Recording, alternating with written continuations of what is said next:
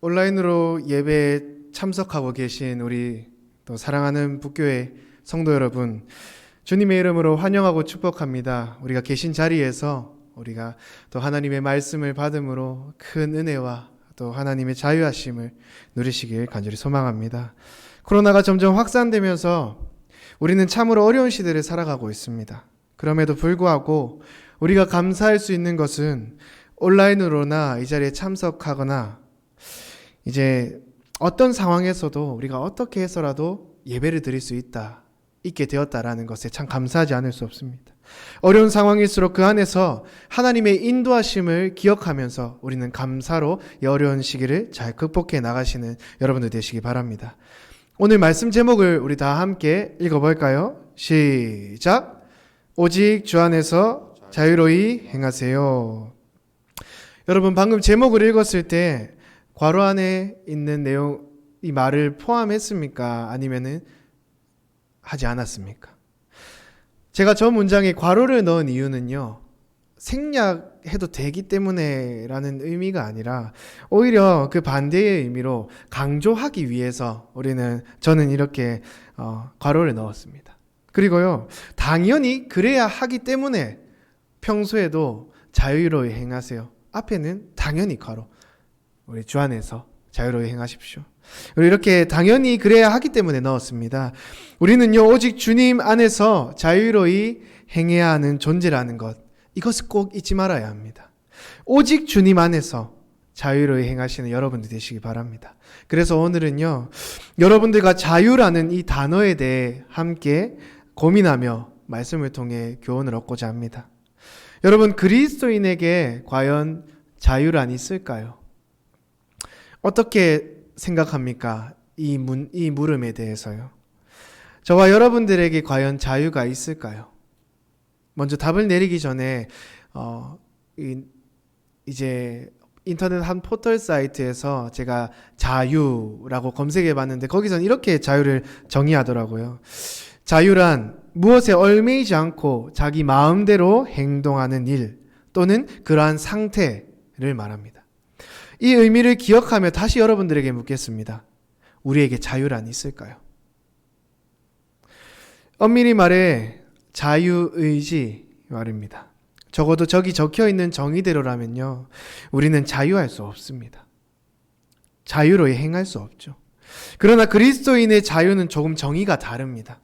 그리스도인들에게는요, 자유라는 정의 자체가 세상의 정의랑은 자체가 차원이 다릅니다. 그렇기 때문에 오늘 우리는 말씀을 통하여 세상이 말하는 자유와 또 그리스도인들의 자유에 대해서 함께 살펴보며 우리가 무엇을 선택하며 어떠한 자유를 토대로 우리는 살아야 하는지 함께 말씀을 통해 귀한 교훈을 얻고자 합니다. 오늘 설교는 총 4페이지로 구성됩니다. 첫 번째 페이지는 고린도 교회의 문제를 다루면서 시작합니다. 그리고 두 번째 페이지는 이 시대의 문제에 대해서 또한 다룹니다. 세 번째로는 그렇다면 고린도 교회의 이 문제를 어떻게 해결했을까? 그리고 네 번째 페이지는 그 해결 방법을 통하여서 오늘날 우리는 어떻게 해결을 할 수 있을까? 우리의 문제에 대해서 그렇게 접근하길 원합니다. 먼저 첫 번째 페이지입니다. 본문 당시에 고린도 교회에 과연 어떤 문제가 있었을까요?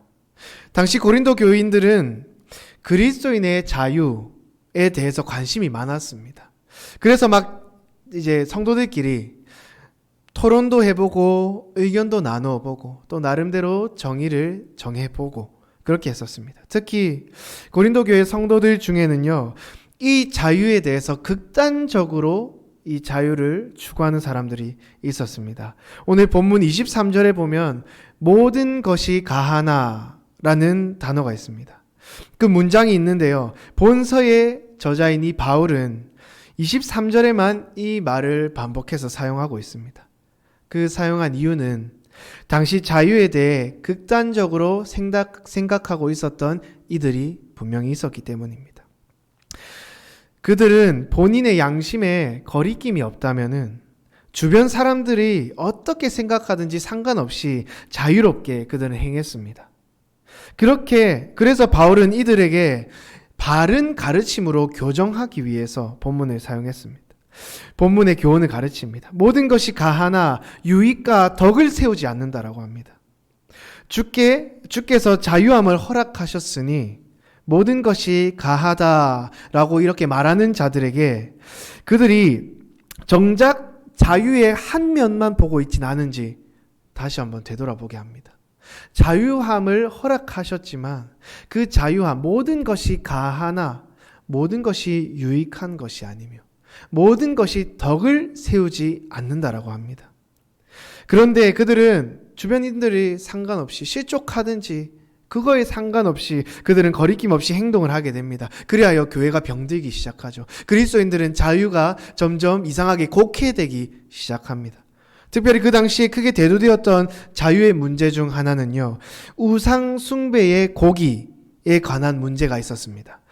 우상에게 바쳐진 고기가 혹 시장에 나오면은 그 시장에 나올 때 우리는 그걸 자유롭게 사서 먹어도 되는지 아닌지에 대해서 이런 자유 문제를 언급합니다. 이미 우상에게 바쳐진 고기라면은 그 고기는 더럽혀진 것이 아닐까요? 그럼 사 먹으면은 더럽혀진 것을 먹으면 부정해질 텐데 과연 여러분들은 어떻게 생각합니까? 그 당시에 여러분들이 있었다면은 과연 시장에 나온 그 고기, 우상에게 바쳐진 그 고기를 거리낌 없이 사서 먹었을 수 있겠습니까? 아니면 사 먹지 않겠습니까? 오늘날로 바꿔 말한다면요, 혹 여러분들 가운데 아직까지 제사를 이제 지내는 이제 분들도 계실 것입니다. 친척들이 그렇게 제사를 지낼 수도 있는데, 그럴 때마다 이제 차례상에 놓여진 음식들, 그리고 차례 이후에 나온 그 음식들을 우리는 먹을 수 있을까요? 거리낌 없이 먹을 수 있을까요? 그 제사에 쓰인 음식을 먹는 것에 대해서 우리가 한번 고민해 봐야 될 것이겠죠. 한 점 거리낌 없이 먹을 수 있다면은 먹으셔도 됩니다. 그런데 조금 깨름직하게 생각하면서 먹어야 되나 말아야 되나 고민하는 분들도 분명히 있을 것입니다. 실제로 제가 어렸을 때에도 명절에 큰 집을 가게 되면은 제사를 지내곤 했습니다. 그런데 저는 나름 제사를 즐겼던 편입니다. 오해 마시기 바랍니다. 제사를 즐겼다는 것이 아니라 제사 때 나온 음식을 즐겼었습니다. 왜냐하면은 평소에 제가 먹어보지 못했던 아주 최상급 품질의 그 과일과 음식들이 정갈하게 코스별로 놓여져 있으니 저는 이 명절 때는 이런 맛있는 것을 먹구나. 평소에 귤을 하나 까먹고 배를 먹으면은 이 똘배라고 하죠. 이 맛이 없고 막 달지도 않았는데 제사상에 올라가기만 하는 그 배만 먹으면은 엄청 달고 맛있었습니다. 그래서 저는 계속해서 이제 가끔씩은 제사가 기다려지기도 했습니다. 그 순수한 마음의 말이죠. 그런데 점점 제가 자라나면서 신앙이 생기고 믿음이 생기고 점점 믿음이 강해지고 굳건해지면서 하나님의 은혜로 성장하면서부터 꺼리깨어지기 시작한 것입니다. 과연 먹어도 될 것인가? 제사에 바쳐진 음식, 여러분들 제사를 보신 분들은 아시겠지만 고인에게 음식을 주는 듯이 향 옆에 접시를 하나 둡니다. 그리고 밥 한 술을 뜨고, 그리고 각종 음식과 과일, 거기에 조금 부분을 떼어서 그 접시에 두기도 합니다. 그렇게 고인에게 주는 듯이 이 제사의 그 방식을 취하는데, 그렇다 보니까 점점 거리끼기 시작하며 이 제사는 우상 숭배가 아닌가 말씀을 들었을 때 저는 그렇게 들었기 때문에 먹는 것이 거리끼어지기 시작했습니다. 고민도 많아지기 시작했죠. 제 양심의 기준에는 이 음식이 제사 때 사용되어졌기 때문에 괜히 먹으면 안 된다라는 생각을 가지고 있었습니다. 물론 지금은 제사를 하지 않지만 만약에 한다고 하면은 그 음식을 거리끼지 않고 맛있게 먹을 자신이 있습니다. 이렇게 우리는 삶을 살아가다 보면 참 다양한 자유의 문제에 맞닥뜨려지게 됩니다. 성경에서 정확히 명확히 말해주면 좋을 만한 그런 문제들도 때로는 성경의 어디를 찾아봐도 그 문제에 대한 해결이 나와 있지 않는 문제도 있습니다. 그렇기에 이 자유에 관한 문제는 비단 고린도 교회뿐만 아니라 이 시대에도 교회가 풀어야 할 숙제로 남겨졌습니다. 2번째 페이지입니다. 이 시대의 교회에도 동일한 자유의 문제가 발생합니다. 요즘 소위 크리스천이라고 하는 사람들을 보면은 참 아쉬운 행동을 할 때가 많습니다. 연예인들 중에서도 저 사람은 참 신실한, 저 사람은 연예계에서도 기독교인이야 라고 누구나 다 알 만큼 유명한 사람인데도 불구하고 어느 날 문득 그들이 불법 도박에 막 연루되기도 하며 혼전 임신, 음주운전 등의 제목으로 그들이 기사에 오를 때가 많습니다. 이런 아쉬운 선택은 비단 이들만의 문제가 아닙니다. 밝혀지진 않지만 우리 자신을 한번 되돌아보십시오. 말을 하지 않아도 그들만의 문제가 아니라는 것을 우리는 내 자신을 보면 너무나도 잘 알 수 있습니다. 그런데 여러분, 적어도 예전엔 이런 안타까운 사건들을 보면서 우리는 이 사건들을 때로는 반면교사 삼고, 나는 정말 어떠한 도박이나 혼전임신, 음주 이런 문제에서 정말 조심해야겠다라고 경각심을 예전에는 갖기도 했습니다. 그런데 요즘 추세는 그렇지 않습니다, 여러분. 점점 이상해지기 시작합니다. 자유라는 명목으로 그럴 수 있지, 그들의 선택을 존중해야겠지, 이런 분위기로 몰아갑니다. 세상의 풍조가 그렇다 보니 손쉽게 우리의 신앙도 그 분위기에 따라 물들어가기 쉽습니다. 사랑하는 여러분, 우리의 신앙의 경계가 허물어지는 것은 한순간입니다. 특별히 자유에 대한 우리의 생각을 바로 교정하지 않으면 우리는 결국엔 이 고린도 교인들이 저질렀던 실수를 반복하게 될 것입니다. 자유라는 명목으로 교회의 다른 지체들을 상처받게 하거나 그렇게 행실을 자유롭게 하여 덕을 세우지 못하는 경우도 허다하게 발생할 수 있습니다. 자유를 잘못 알게 되면 결국엔 하나님의 말씀을 거절할 수 있는 아주 좋은 명목이 생겨버리기도 합니다. 그러나 사랑하는 여러분, 자유는 결코 죄를 방종하는 불의의 무기가 아님을 기억합시다. 오히려 자유는 하나님의 영광을 높이는 의의 무기입니다. 왜 그럴까요? 그것이 바로 태초에 하나님께서 우리에게 자유를 주신 목적이기 때문입니다. 하나님은 로봇처럼 기계적으로 하나님을 섬기게끔 인간을 만드시지 않았습니다. 하나님이 사람에게 이 자유의지를 주신 것은 그들로 마음과 뜻과 힘을 합한 인격적인 순종을 원하셨기 때문에, 인격적인 존재로 우리를 만드셨기 때문입니다. 창세기 2장에도 보시면 사람에게 직접적으로 순종을 요구하시는 하나님의 모습이 보입니다. 선악과를 따먹지 말라고 그들에게 명하죠. 선악과 근처에 가면은 그들을 경계하며 불칼로 선악과 경계를 만들어서 먹지 않게 하실 수 있습니다. 그런데 그들에게 인격적인 순종을 원하십니다, 하나님께서. 이처럼 하나님의 말씀에 순종하고 그 순종함으로 늘 하나님 안에 거하도록 하나님께서는 우리를 만드셨습니다. 우리의 자유는 이럴 때 발동해야 합니다. 하나님께 자발적인 순종을 위해 우리는 자유를 사용해야 합니다.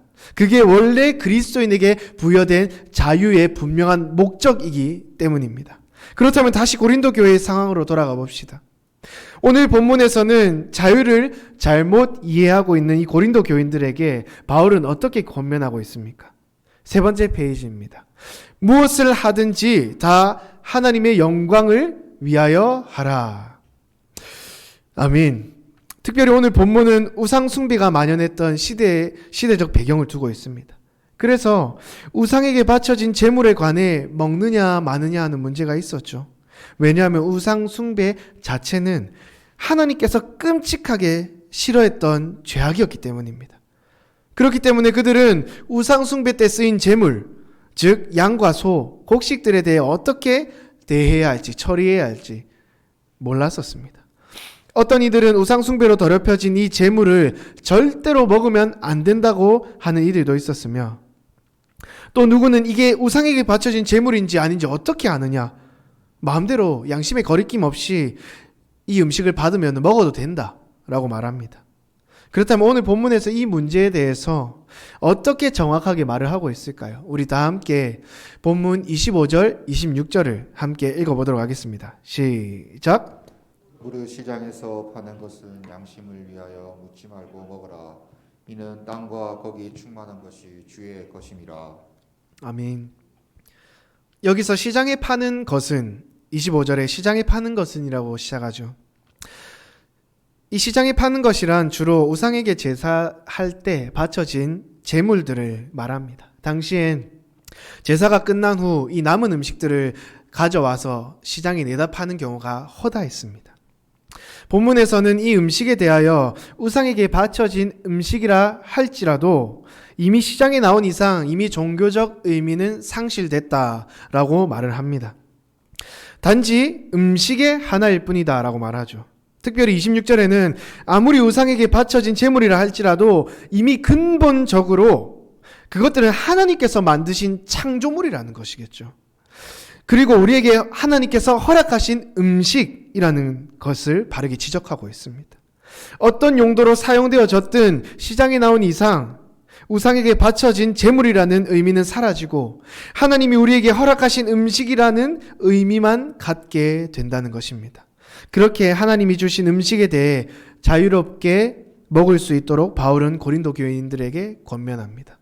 그러나 바로 이어서 27절과 28절에 무조건적으로 자유롭게 이 음식들을 먹으라고는 하지 않습니다. 예외의 상황을 둡니다. 본문 27절과 28절도 우리 함께 읽어봅시다. 시작. 불신자 중 누가 너희를 청할 때에 너희가 가고자 하거든 너희 앞에 차려놓은 것은 무엇이든지 양심을 위하여 묻지 말고 먹으라. 누가 너희에게 이것이 제물이라 말하거든 알게 한 자와 그 양심을 위하여 먹지 말라. 네, 이 두 구절을 통해 두 가지 상황을 제시합니다. 27절에는 불신자가 고린도 교인들을 집으로 초대하여서 음식을 베풉니다. 그럴 때 그 음식이 제사 때 사용되어져 있던 음식이든 아니든 묻지 말고 먹으라 합니다. 왜 그렇습니까? 불신자가 초대하여 베푸는 음식, 그 음식이기에 더욱 맛있게 먹어서 그 대접한 거에 있어서 보답을 하라는 것이겠죠. 그렇게 먹고 즐기며 그로 인하여 복음을 혹여나 전할 기회를 엿볼 수 있기 때문입니다. 불신자에게 복음을 전할 수 있는 기회로 삼아라는 것이겠죠. 그러므로 함께 먹고 즐기는 것이 허락됩니다. 그러나 혹시나 함께 동행한 자 중에 양심이 약한 자, 이 초신자나 믿음이 이제 막 생기기 시작한 그런 자들에게는요, 이제 이야기는 달라집니다. 양심이 약한 자는 불신자의 가정의 복음화보다는 그들이 차린 음식 중에 혹 우상 숭배에 바쳐진 제물이 있을까 없을까 하는 그것 때문에 고민하기 시작하며 주저하기 시작합니다. 그럴 때 누군가가 그 양심이 약한 자를 생각하지 않고 막 자유롭게 먹으면 그 자가 실족할 수도 있다는 것이겠죠. 그래서 이것이 덕이 되지 않기 때문에 먹지 말라고 합니다. 그 일로 인하여 양심이 약한 자가 실족할 수 있기 때문이죠. 강한 양심을 가진 자가 약한 양심을 가진 자를 위해 그의 자유를 때로는 제한할 수 있어야 합니다. 이 내용을 이어서 등장하는 29절에서 이 모든 것을 한 문장으로 정리합니다. 다 함께 29절 읽어볼까요? 시작. 내가 말한 양심은 너희의 것이 아니요 남의 것이니 어찌하여 내 자유가 남의 양심으로 말미암아 판단을 받으리요. 이 구절을 쉽게 말하면 자유란 내 마음대로 행동하는 것이 아니라 때로는 타인의 유익을 위해 나의 자유도 제한할 수 있어야 한다라고 말합니다. 이렇듯 고린도 교회에는 자유를 두고 수많은 논쟁이 있었으나 오늘 본문을 통해 바울은 이 자유에 대한 다시 명확한 기준을 제시합니다. 그리하여서 이러한 자유에 대한 오해를 교정하기 시작하죠. 모든 것이 가하나 모든 것이 유익하지 않고 모든 것이 가하나 모든 것이 덕을 세우지 않는다라고 말합니다. 그리고 오늘 본문 31절을 토대로 우리의 자유의 목적을 다시 한번 분명하게 설정합니다. 31절 제가 한번 읽어드리겠습니다. 그런즉 너희가 먹든지 마시든지 무엇을 하든지 다 하나님 영광을 위하여 하라. 아멘. 그렇다면 바울의 교훈을 통해 우리는 이 시대에 어떻게 자유롭게 살아갈 수 있겠습니까? 마지막 네 번째 페이지입니다. 오직 주 안에서 자유로이 행하세요. 참 쉽지 않은 말입니다. 오직 주 안에서 자유로이 행하라는 그 말 참 쉽지 않죠. 그런데 세상에서의 자유와 우리 그리스도인들의 자유는 분명히 다릅니다. 세상은 무엇을 목적으로 자유를 추구합니까? 바로 정욕입니다. 육신의 정욕, 안목의 정욕, 이생의 자랑 아니라고 해도 그 내면을 살펴보면은 정욕이 불쑥불쑥 튀어나옵니다. 인간은 날마다 이를 위해 자유로이 행합니다. 안 그렇습니까? 우리가 자유로이 행하는 모든 행실들을 아주 면밀히 한번 들여다보십시오. 심지어 주를 위한 일이라고 하면서 혹 다른 지체들을 낙심케 했을 수도 있습니다. 그러니 우리는 주 안에서 자유로이 행하되 모든 것이 가하나 모든 것이 유익하지 않고 모든 것이 가하나 모든 것이 덕을 세우지 않는다는 이 하나님의 말씀을 명심하시기 바랍니다. 유익을 위해 공동체의 덕을 위해 여러분들의 자유를 때로는 제한하는 이 복된 길을 걸어가시는 여러분들 되시기 바랍니다. 우리의 자유가 덕이 되지 못한다면은 유익이 되지 못한다면은 그 행실은 재고해 볼 필요가 있습니다. 왜냐하면 바울은 우리의 자유를 하나님의 영광과 결속시키기 때문입니다. 여러분들의 자유는 하나님의 영광을 위하여 사용되어져야 합니다. 이것이 바로 그리스도인들의 자유입니다. 간절히 바라기는 세상의 자유와 그리스도인들의 자유 사이에서 후자를 택하시는 여러분들 되시기 바랍니다. 혹 나의 언행과 행실로 누군가 실족하지 않을지, 과연 이 행동이 덕을 세우는 일인지 아닌지 깊이 고민하시어 주 안에서 자유로이 행하시는 여러분들 되시기 바랍니다. 말씀을 정리하고자 합니다. 사랑하는 성도 여러분, 주 안에서 자유로이 행하시는 여러분들 되시기 바랍니다. 주 안에서 자유로이 하나님을 찬양하고 경배하며 순종하며 살아가시는 여러분들 되시기 바랍니다. 주의 영광을 위해 살아가십시오. 주의 몸된 교회 안에 서로를 배려해 나가며 때로는 덕이 되지 못한 행동들이 있다면은 제한하고 삼가하실 수도 있어야 합니다. 그리하여 공동체의 덕이 되며 유익을 끼치는 여러분들이 되시기 바랍니다. 그리하여 마지막으로 바울이 고린도 교인들에게 했던 그 말이 여러분들의 입술에서 터져나오길 간절히 소망하면서 오늘 본문 마지막 절인 11장 1절을 다 함께 읽음으로 말씀을 맺도록 하겠습니다.